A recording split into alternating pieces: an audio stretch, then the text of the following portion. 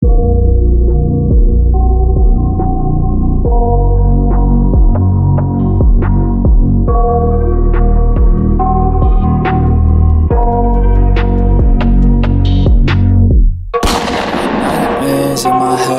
fear that the thoughts build up until I can't hear, that my mind fills up into a creature, and it haunts me somewhere much deeper. Anxiety filling up every space, no privacy, and silently it could build and build until you finally see, whoa, it's taking over. Welcome back to the Guitar Temple. Glad you're here. Of course I'm glad you're here. Hello. Let's start with the press the share button, please. After you like it, press the share button. Share it with your friends if you would. Glad you're here. Don't forget you can like and subscribe after you're done. Press the little icon button. I know you know to do that. It's very important, by the way. And you can use the tip jar if you feel led to do so. Press the tip jar in the description area. Today, let's talk about perhaps a person known to be one of the greatest guitarists alive today. Guthrie Govan worked at McDonald's, and then he quit McDonald's to become a world-famous guitarist. The keyboard player for the band Asia, was restarting his band. They got 3 of the original band members in, as opposed to Steve Howe, I guess, for the band Yes. Remember the band Yes? That's Steve Howe. They hired Guthrie Govan as their lead guitarist. So that proves that he could play with some heavy hitters. Jan Zimmer also. I mean, there's a person who knows a talented musician.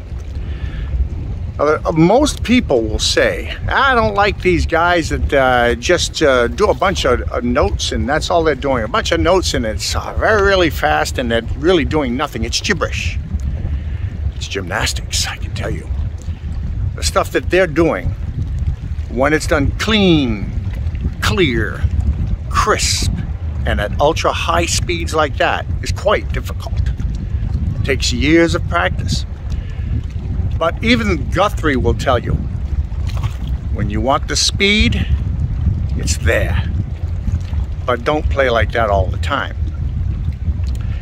He's more of a hired gun, if you will, to play with the Wilson Band, for example, and Zimmer, and Asia. But a great guitarist, he certainly is, without doubt, no getting around it. You can't discount this guy's guitar playing.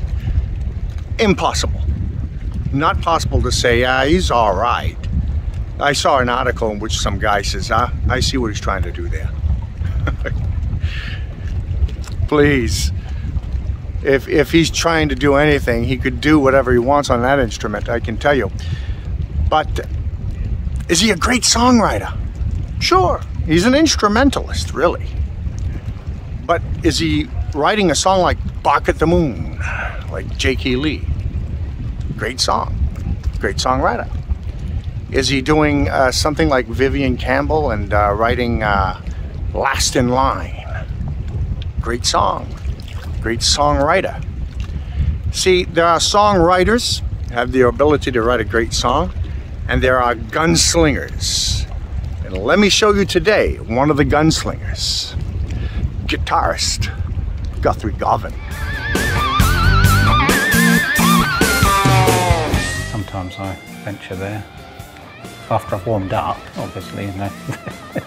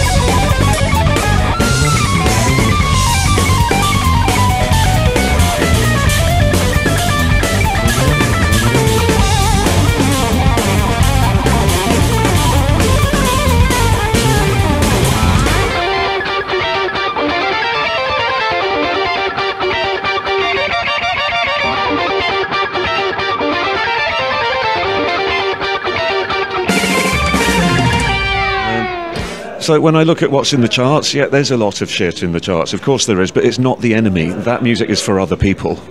That music is for people who don't really care about music that much. They just want some wallpaper in their lives. That's how I see it. And to some extent, I think chart music is more like cabaret rather than art. It's all about packaging someone and like selling you a look and a fashion statement and a song that you've heard before. And that's what people like, I think. I have this hippie theory that music is a language. And for me, I want it to feel like the language I learned when I was a baby. I don't want it to feel like a language that I learned at college or school. So you just have to do it. That's how we learn to talk. You just copy the sounds of everything around you, and then you learn what result you get for each one of these sounds that you've copied. And gradually you kind of put everything together, and it becomes a language that you don't have to think about on a conscious level. You're just using it to express whatever you want to convey. So yeah, if you want to get better at improvising, improvise.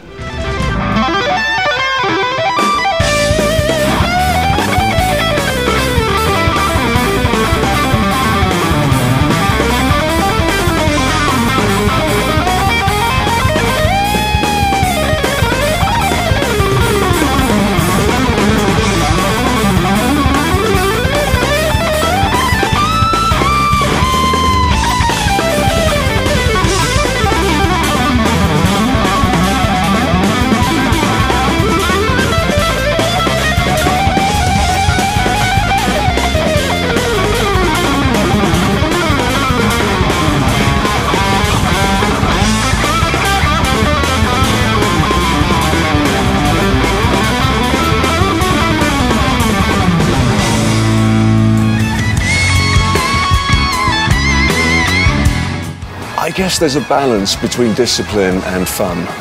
If a student wants to do this for a living and wants to take it seriously, you do have to put the hours in, you do have to work hard. It's not a soft option. And the harder you work, the better you get, and the more likely it is that you will achieve something. But on the other hand, music is all about joy, it's all about communication. It's not a sport, it's not a science, it's all about expressing yourself and having fun. So you need to find a compromise between those two things. If you can't have fun whilst working hard, maybe you should do something else for a living.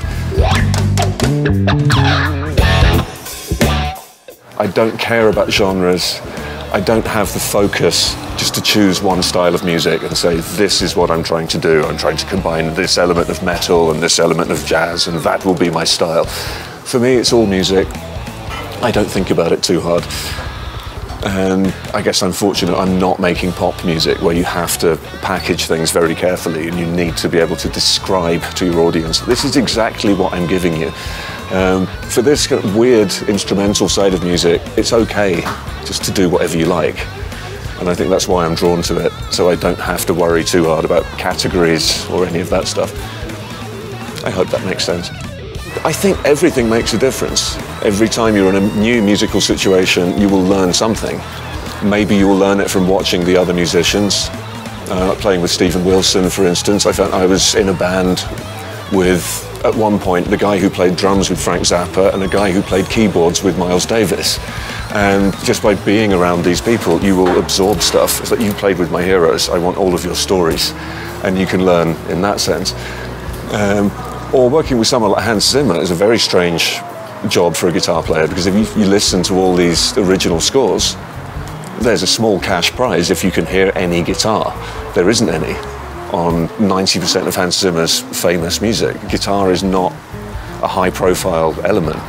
So when someone like that invites you to be in his band, you learn something about yourself. It's like, well, let's see how much I know about the instrument. Let's see how versatile my ability to communicate with guitar really is. Can I come up with something that will complement the music when it sounded fine without any guitar? So it's like learning about different sides of yourself. In the same way, if you're learning a language, it's good to have conversations with different kinds of people, and then your vocabulary becomes wider and you become more confident. It's similar to that, I think.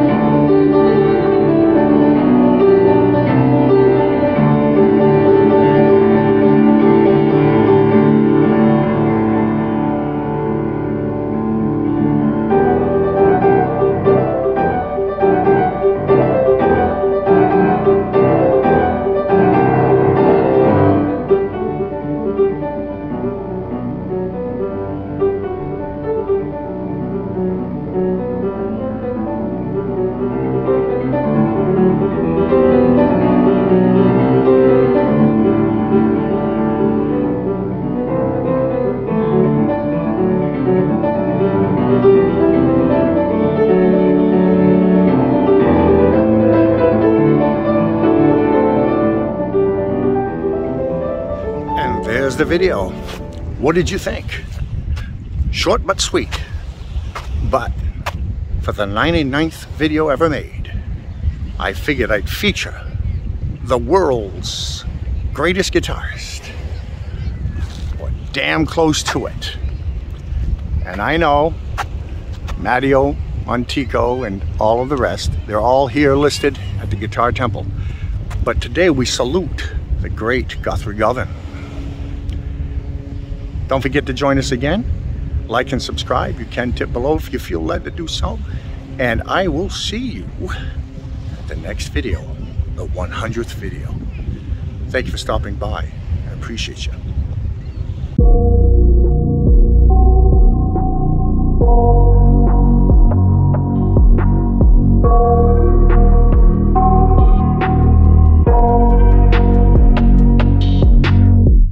I got nightmares in my head, I fear that the thoughts build up until I can't hear, that my mind fills up into a creature, and it haunts me somewhere much deeper. Anxiety, filling up every space, no privacy.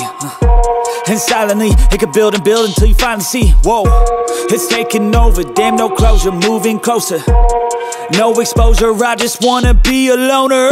Some can't stay sober, looking over all their shoulders, like moving boulders just to get out of the home. It sucks, I've had enough, I don't wanna feel stuck under the rug, all my problems that I shove. I got nightmares in my head, I fear that the thoughts build up until I can't hear, that my mind fills up into a creature, and it haunts me somewhere much deeper. I got nightmares in my head, I fear that the thoughts build up until I can't hear, that my mind fills up into a creature, and it haunts me somewhere much deeper.